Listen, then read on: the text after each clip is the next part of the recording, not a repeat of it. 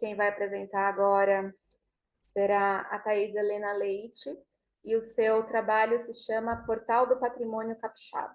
Ótimo. É o seguinte, eu passei 30 anos dentro de sala de aula como professora de História do Brasil e História do Espírito Santo.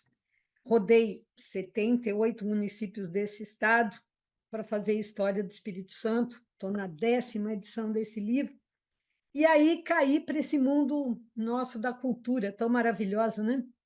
Conhecendo principalmente patrimônio imaterial, do livro dos saberes e dos fazeres desse povo capixaba.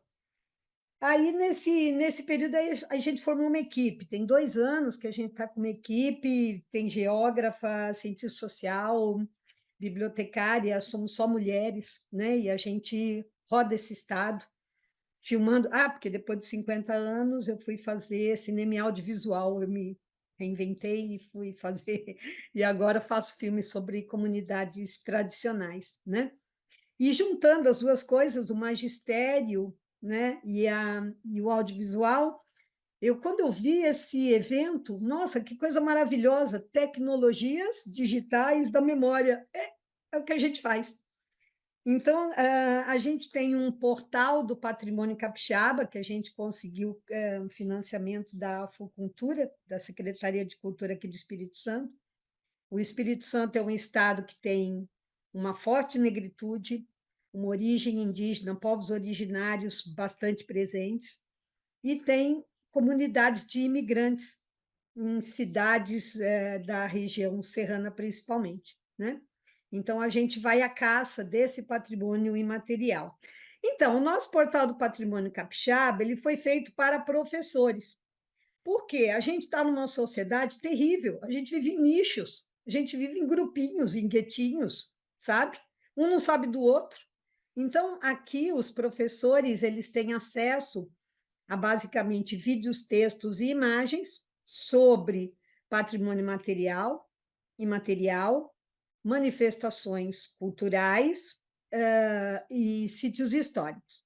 E agora a gente está na segunda etapa, fazendo patrimônio natural e também as indicações geográficas, que está revolucionando o povo no interior, está revolucionando, sabe? A gente tem comunidades de quilombolas muito fortes aqui no estado, no norte, no Sapê do Norte, em que foi montada uma maravilhosa processo, né, de indicações geográficas sobre a feitura da tapioca.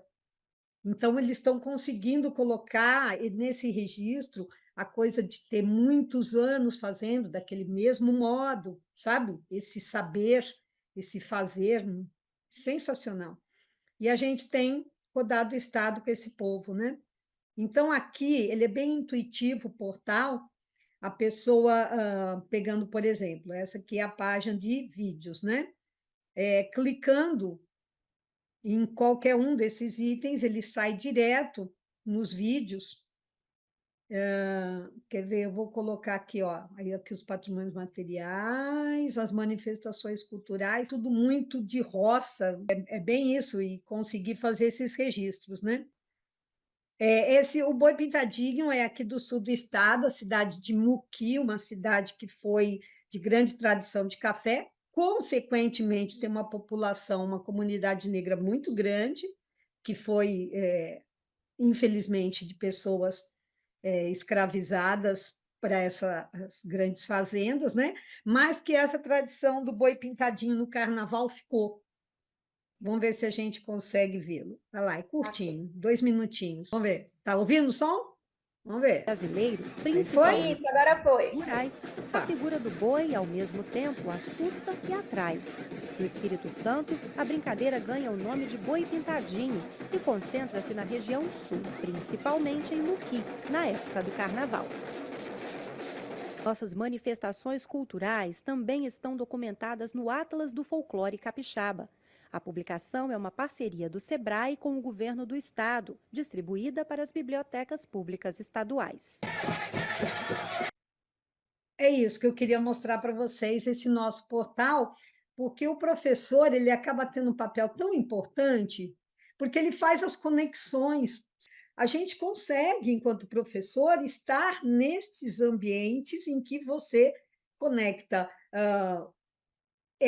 por exemplo, a gente tem uma extrema-direita muito forte aqui no Espírito Santo e ela consegue conhecer essa cultura negra, essa cultura indígena de povos originários por causa dos professores.